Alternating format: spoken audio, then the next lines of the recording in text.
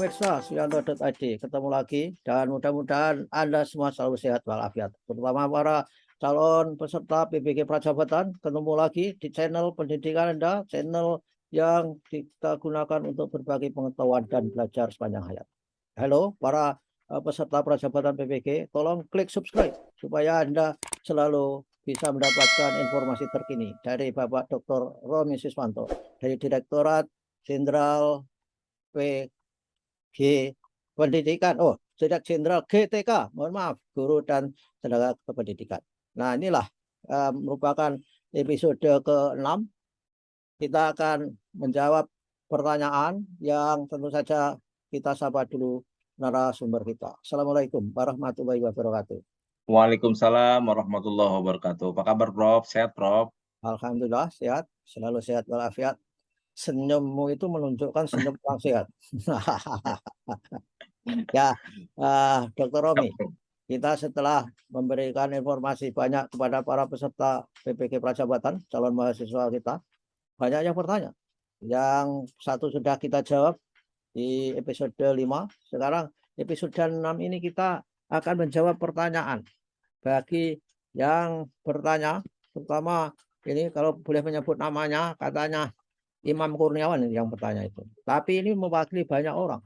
Pertanyaannya itu, kalau misalkan banyak peserta seleksi di suatu mapel itu lebih sedikit dari kuota yang disanggupi pemerintah, apa pesertanya otomatis lulus semua? Nah, ini pertanyaan yang perlu dijawab, Dr. Romi. Sebab yang berpikir seperti ini banyak. Jangan sampai kita membiarkan orang banyak bingung, tidak paham bagaimana memaknai aturan kita. Nyatanya ternyata membuat kebijakan itu tidak gampang. Yang kita anggap jelas, ternyata tidak jelas di lapangan. Dan oleh karena itu dengan adanya media YouTube ini, dengan Suyanto.id, kita punya kesempatan untuk menjelaskan kepada mereka. Gimana Dr. Romi terhadap pertanyaan yang seperti itu tadi? Baik, terima kasih, Prof Yanto. Pertanyaan bahwa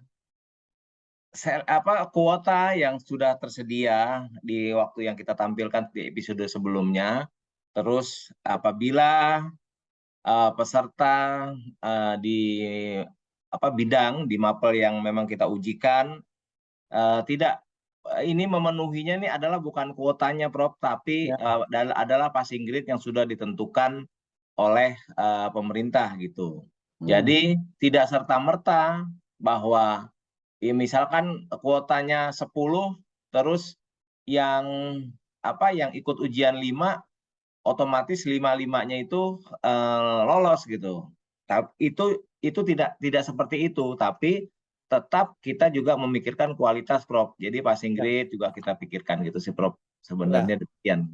Jadi jadi saudara, seperti kata Bapak Dr. Romi tadi, kalau kuotanya itu lebih besar dari peserta tes untuk calon mahasiswa PBG Prajabatan, itu tidak otomatis Anda diterima semua.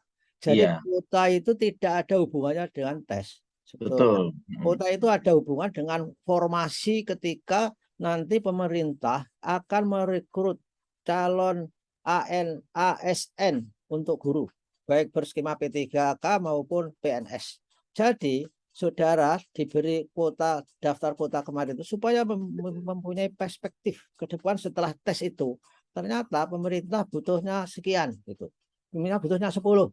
Walaupun saudara hanya berlima, tidak menjamin saudara akan diterima semua. Karena ada passing grade-nya. Ada tingkat nilai minimal kelulusan yang harus saudara capai. Nah, itu saya kira penjelasannya. Gitu kan, Pak Romi? Itu betul Iya, kan? betul seperti itu, Prof. Betul, Prof. Jadi sekali lagi saudara-saudara, dan tentu saja saudara jangan segera patah semangat, harus tetap bersemangat seperti Dr. Romi, selalu bersemangat untuk melayani Anda semua. Sehingga Anda memiliki kemudahan dalam mempersiapkan diri untuk menjalani tes ini. Apa pesan Pak Romi untuk mereka-mereka itu yang akan segera wawancarai? Teman-teman sekalian, peserta yang nanti akan dinyatakan lolos dari tes substansi, semangat nanti untuk menghadapi ujian wawancara, dan juga nanti juga tolong dipersiapkan terutama kesehatan mental, jangan lupa jangan sampai kurang tidur, karena Ya, kesehatan itu penting pada saat kita pada tes wawancara, jangan sampai jawaban-jawaban kita nanti ngelantur kemana-mana sih Prof, ya, kayak gitu Prof. ya. Oh, baiklah.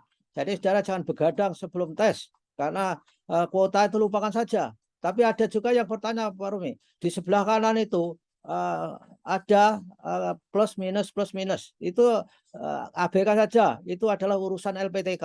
Kalau plus itu artinya LPTK itu memiliki kapasitas bisa mendidik kuota yang akan diberikan pemerintah. Kalau minus itu bahwa LPTK tertentu itu belum bisa menyanggupi apa yang diinginkan pemerintah, sehingga harus bekerja sama sinergis dengan LPTK yang Betul. lain. Betul Ya, begitu betul. nggak, Pak Romi? Betul, Ya. betul Prof, betul Prof. Nah, jadi artinya di kolom paling kanan itu lupakan saja, nggak usah dipikirin. Itu adalah urusannya Dr. Romi untuk menugasi para LPTK. Baiklah, Dr. Romi, terima kasih atas Terima penjelasan. kasih Prof. Mudah-mudahan menjadi amal ibadah sehingga Amin. mencerahkan para calon peserta PPK Pracabuatan. Terima kasih. Wassalamualaikum warahmatullahi wabarakatuh. Waalaikumsalam warahmatullahi wabarakatuh.